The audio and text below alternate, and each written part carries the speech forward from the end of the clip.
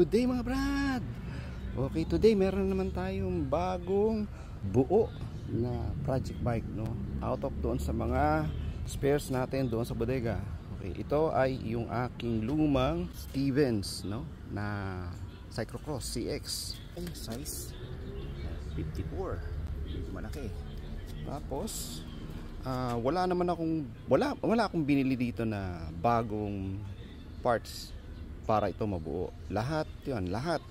Almost lahat to galing yan doon sa parts bin ko. Hindi siya ganun kapulido. Iba dyan gas-gas, iba medyo mismatch, no? At talagang hindi naman para dyan. Pero di mo nga naman akalain, no? Makakabuo na naman tayo ng isang bisikleta out of doon sa mga piyesang kakalat-kalat doon sa taas. Well, anyway, ito yung aking bagong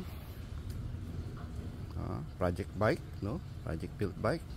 Kasi si Epic Boodle Body, no, nag-aya na naman. Meron daw kaming ride this coming November 30 sa Mapanwepe. So, ang ano niya ay lahar, pero 60% daw ay pavement o tarmac, tapos 40% o 30% medyo lahar, tapos 10% trail. So, napaisip tayo, hindi pa pwede yung isang bisikleta natin usually na ginagamit, yung job bike, baka mag-plug yung sa mga areas na ganito, no? Pero sa dito kasi dahil cyclocross to, maluwag, so medyo may konting laban sa mud shedding, no? Tapos dahil nga ito lang ang available natin na frame, so pinag-ubra natin, nabuupan natin. Okay, pag-usapan lang natin kung ano yung mga naikabit ko rito, no? So, as I mentioned nga kanina, ito yung aking lumang CX specific, no? Cyclocross specific na frame set. Ang kakaiba lang dito, dahil nga ito ay retro, cantilevers to. So, hindi siya disc brake, no? Cantilevers talaga, specific to. So, pwede rito B-brake, pero nakakabit talaga dito ay cantis ko. Kasi mas, sa tingin ko, in my opinion, sa mga 19 kopong-kopong dyan nating mga brother, malakas sa mga cantilevers. At saka mas maganda ang ano nito, in my opinion, maganda ang adjustability at mud shedding. Yan. Ang ating nga pala ay Tektro 702, no? Kinabit natin yan ng panibago rin na brake pads, yung mas malapad para sa mas magandang stopping power. Tapos ang nakita nating drivetrain doon sa taas ay puro 8-speed. So naghanap tayo ng 8-speed. Ito ay Shimano yata itong nakuha ko, pero 8-speed yan. Ang kakaiba nga lang dito, custom ang ating tip profile dito. 11, 12, tapos 14, tapos 16, tapos 18, 21, 24, 28. So 28 at pinakamataas. Tapos piner natin siya sa isa nating nakita ron. Ito brand new, hindi ko pala nagamit to doon, out of doon sa mga nakastock doon. Sora 9 speed yan, pero backwards compatible yan, 6, 7, 8, 9. So, pwede. Tapos nakakita tayo sa taas, isinauna nating 105, pero 3 speed specific yan. Tapos kinabit natin siya, na-match natin siya sa ating yung tinanggal natin sa isang bike, yung sa job bike, yung FSA na Vero, pero ano yan, 3 speed, no? Sinauna retro pa rin, dahil kung retro ang build, dapat retro din yung parts, diba? So ito ay 50, 39, 30. So tatlo ang ating gearing. Well, later pakita ko sa inyo yung kanyang mechanical gear range niya doon sa ating bike calculator, no?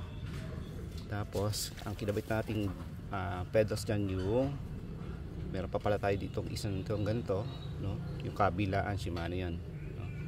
Flat, pwede ka any shoes, tapos naka-cleats, MTB. Tapos dahil 27.2 to, meron tayo pala doong mga carbon parts pang nakahalang-halang. So PS6 Cintiq, tsaka meron pa pala akong ganito Think Rider nakatago doon sa ilalim ng mga napag ano ko doon. So yan na naikabit natin, so para wala na tayo bibilin. Eto, wala na pala akong mga 80s o 90, meron ako 70, so ito na muna ikinabit ko. Tapos dahil na, marami nga tayo doong FSA, ito ang kinabit natin, FSA yan, Gossamer. Ang size niyan ay yan, 400. So 400 yung ano sa baba, 400 center to center, center to center 400. Pero sa taas yan, ang effective niyan 380 ito sa taas sa hoods, dahil yung ating drops inwards natin ng konti. So in effect sa hoods 36, doon sa dito sa part na to, ano ba itong tawag dito sa bends, 38, sa drops 40. O nga pala, naka seal bearing na nga pala to, Richie pa yata to.